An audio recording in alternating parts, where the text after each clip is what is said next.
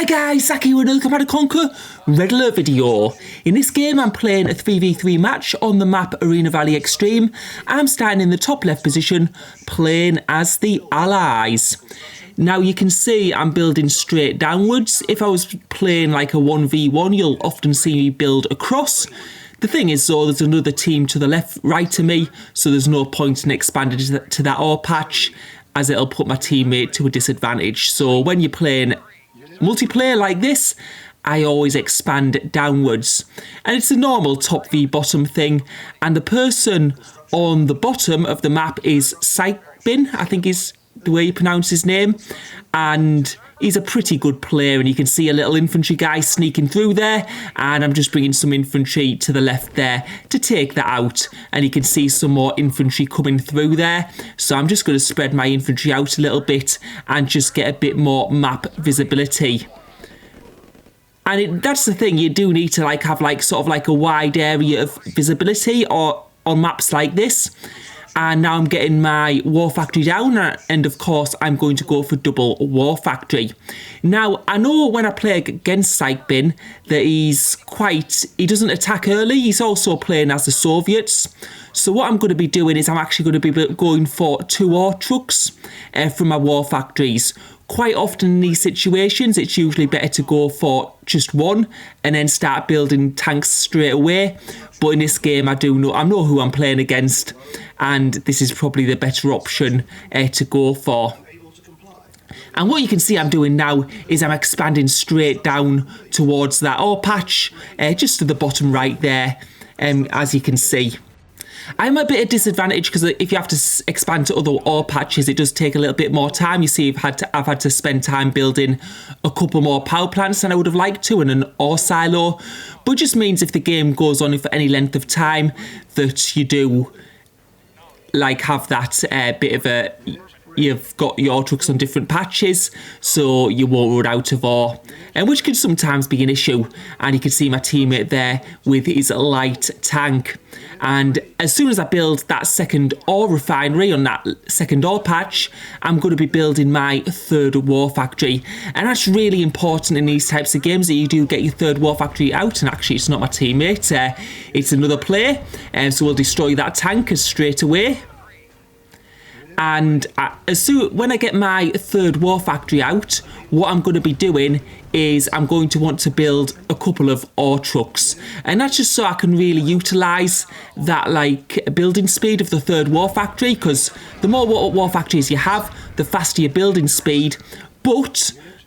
and you can see, I've had my base destroyed from the back, so I've actually lost my construction yard. And that's put me at a little bit of a disadvantage now. Now we're going for this fight against Pink, and you can see he's got those heavy tanks there.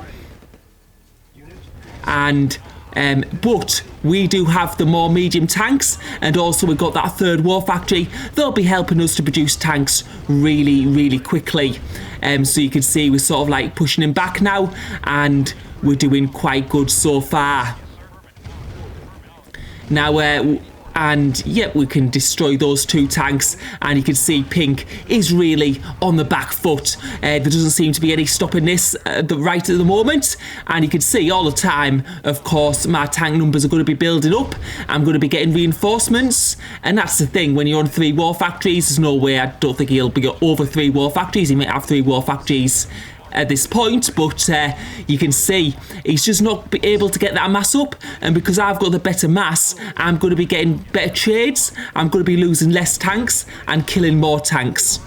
And what we're going to do here is we're just going to try and slowly push him back, and you can see at the moment he's down to 2 tanks, and he's got one's trickling in every now and then, but as you can see, my tank numbers are pretty good, and there's just nothing Pink can do at this point.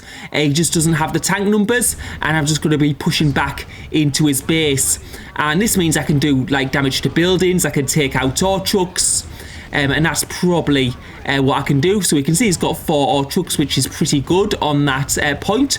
So what we're going to do is we're going to take out that ore refinery, so his ore trucks will have to travel further. And you can see Blue's coming in to help. And what I'm going to do while Blue's trying to help is I'm going to destroy those war factories. And you can see he's got 3 war factories, but they're all going to go down.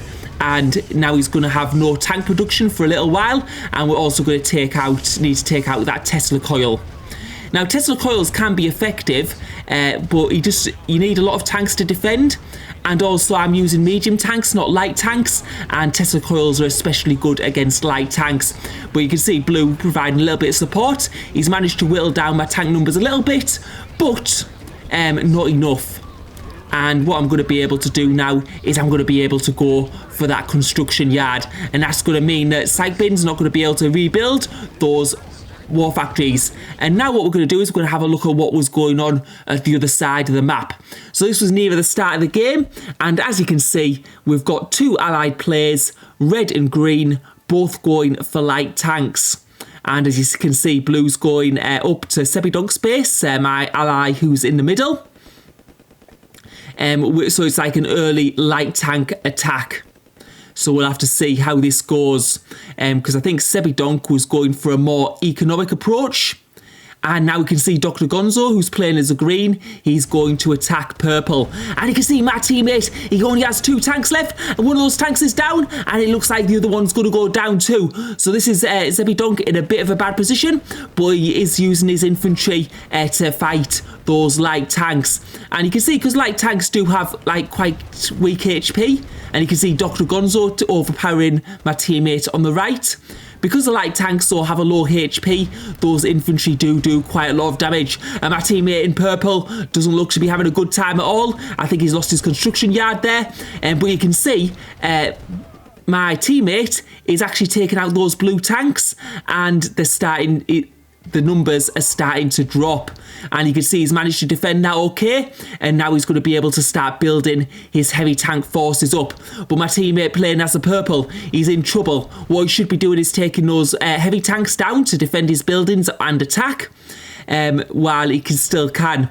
But you can see now Blue building up a second wave of light tanks. However, this time our teammate does have more heavy tanks, and he does look to be going for my base possibly there. And you can see purple struggling a lot now. He's losing his buildings. I think he's got just 1 heavy power plant left, and that looks like it's only a matter of time before it's going to go down, because there's not much he can do at the moment, which means our team is going to be 1 down. And you can see now purple going on the attack, but you can see Dr. Gonzo bringing, and he's destroyed that power plant even before those tanks got there. And you can see green now pulling up, but my teammate red, he's starting to really build up those tank numbers now, and you can see that heavy tank mass is substantial. And we have to see, I thought Dr. Gonzo was possibly going to go for a construction yard dive there, but he's decided to pull back. And this is a point where Blue started helping his teammates in the bottom left, so now Sebidonk just has green to worry about for the time being. And you can see him building that, moving those tanks around and just building that mass up. And you can see that Dr. Gonzo, where's he going to go? Is he going to go for the ore trucks? And he seemed to actually pass them. And he actually looks like he's going to go for my base here. So you can see Sebidonk trying to follow him. But he's managed to destroy a war factory. And you can see he's right in my base. And he's going for a war factory. So that looks like there's going to be a second war factory which is going to go down. And it doesn't look like there's much that my teammate can do here. And that's my 3rd war factory going down. And now he looks to be going for my barracks. And that looks like, although my teammate's going to be able to defend my base, but I've lost all production, so there's no way I'm going to be able to produce any more tanks. I'm not going to be able to produce any more infantry. And you can see he's almost lost all his heavy tanks, and he's running into that Tesla coil. So what we're going to do is we're going to go back to the game view, and this is a few moments just before that point where I've just destroyed pink space, and you can see my war factory's gone now, and then my barracks is going to go soon after. And you can see that's happened now. So now I've got no production, so I'm bringing my tanks through, and I'm just going to go for a base dive and destroy the bases as much as possible. And you can see we're sort of like steamrolling through Blue's base at the moment, and this is looking good for us. And it's quite strange. I didn't see a construction yard, so maybe he moved his construction yard. I'm not sure. But we managed to destroy those buildings. We're going for that radar dome and that ore refinery. And that looks like Blue's base is almost all destroyed.